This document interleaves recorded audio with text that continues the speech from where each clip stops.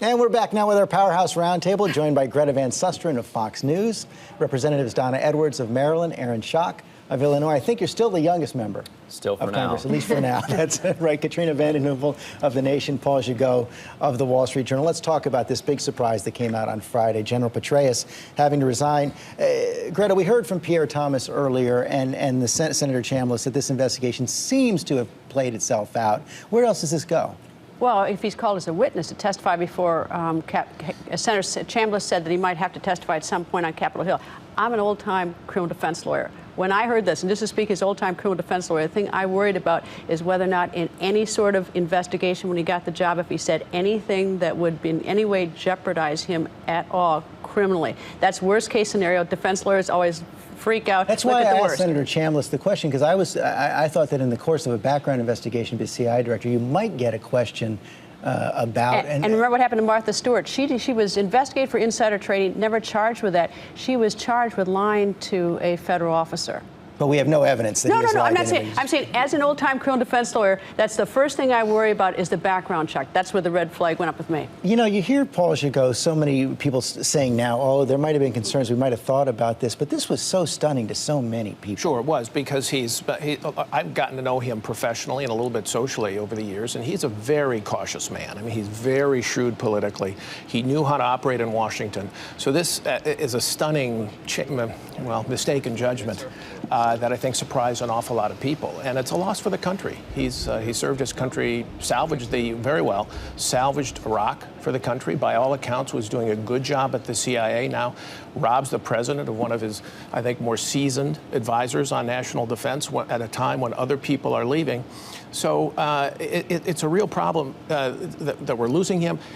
But it's a lapse of judgment that's surprising. And the Gmail account, the private Gmail account that apparently Paula Broadwell had access to, I think raises real security questions. It certainly does. And even General Petraeus has said, I think in one of his rules for living, someone is always watching. But, you know, Senator Dianne Feinstein said at the start that she wished he hadn't resigned. She may have amended that. He had no choice, right?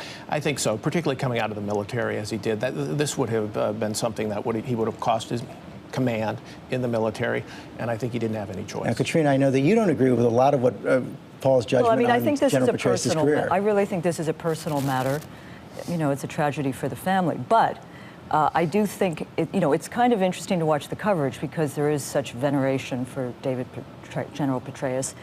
You'd think that the worst thing the CIA has ever done is engage in an extramarital affair. I think General Petraeus was the architect of a failed counterinsurgency program. And I think that it's time for our media to pay a little less attention to personal scandals and more to scandals or concerns like that. And also the escalation of the drone war, which General Petraeus at the CIA made a big part of his portfolio. These are issues that Americans deserve to know more about, and we don't get as much coverage. When you're talking about the failure, you're talking about Afghanistan or Iraq? Talking about Iraq as well. I think there's a view that he, because of the counterinsurgency, but it was really bargaining with the Sunnis. I mean, we can relitigate that history, but it was bargaining with the Sunnis, and certainly the counterinsurgency in Afghanistan has not proven to be effective. And he had moved before he resigned to counterterrorism, which we can argue, I think, is going to fuel a backlash, which is not going to make this country more secure. He gave that statement he went to Capitol Hill on September 14th and gave the video protest as the explanation for what happened in Benghazi, when 2 days earlier his station chief on the ground in Libya said that it was not a result of a protest. So you've got very inconsistent statements, so he's going to have to answer to those. He certainly will have to answer. And the other thing, one of the other interesting twist here, Congressman Schock, it turns out that an FBI whistleblower actually went to your number two in the House, right, Congressman Eric Cantor, and said there were concerns there that this was being covered up and wasn't being brought to the White House. Similar concerns have been raised by your colleague, Congressman Peter King. Do you have them? Well, I think we're going to find out more. I mean, right now it's all speculation. We don't know even when the affair began whether or not some of the questions he was asked during his vetting process he may have been untruthful for. It's obviously a tragedy. I mean, he was well respected by the Bush administration, rewarded by the Obama administration, it's going to make for a little more exciting lame duck season. Any concerns with how this is handled? Well, no. I mean, I think that General Petraeus, this is a personal flaw, and I think he was actually required to resign. You can't have that kind of infidelity come forward and raise national security concerns and intelligence concerns. On the flip side, though, I do think that the CIA will have the capacity and will be able to respond to questions on Capitol Hill regarding Benghazi, and I think those are actually two very separate things. And we will get to the oversight on Benghazi and Libya over these next several weeks, and then General Petraeus will have a chance to put his life together separate and apart from his service. It could create complications for President Obama as he puts together his national security team. Though I want to put up a chart right now showing we already know that Secretary of State Clinton was planning on leaving, Leon Panetta, Secretary of Defense, planning on leaving. You know the Secretary of Treasury is going as well, perhaps the Attorney General and the White House Chief of Staff. Greta, this is one hole the president didn't expect to have in January. But yeah, of course he didn't expect to have it, but this is also quite a serious matter. I mean, this is the guy who's in charge of intelligence, and this was, if you look at Benghazi, this was an act of terrorism on 9/11, and here's the most important person in our intelligence community, and everyone says, well, it's a personal problem, it's a personal problem.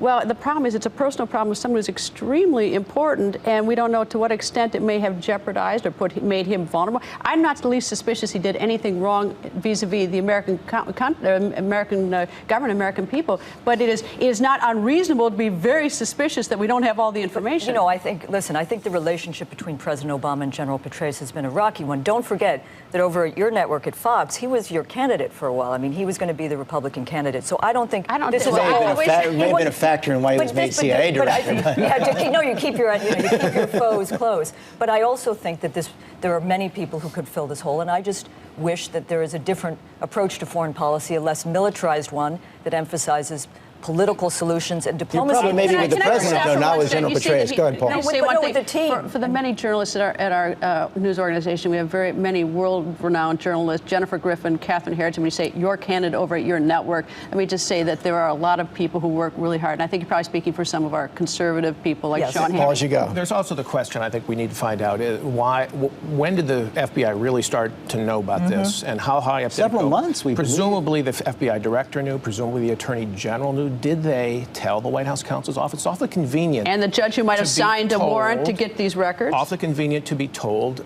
on Tuesday at 5 p.m. of Election Day, which is the story now. It is just, frankly, it doesn't pass the smell test. And, that's why I asked Senator Chambliss about that as well. He insists he was not told until Friday, but we do have this evidence that at least some whistleblower had come to Congressman Cantor before that. We have a lot more to talk about.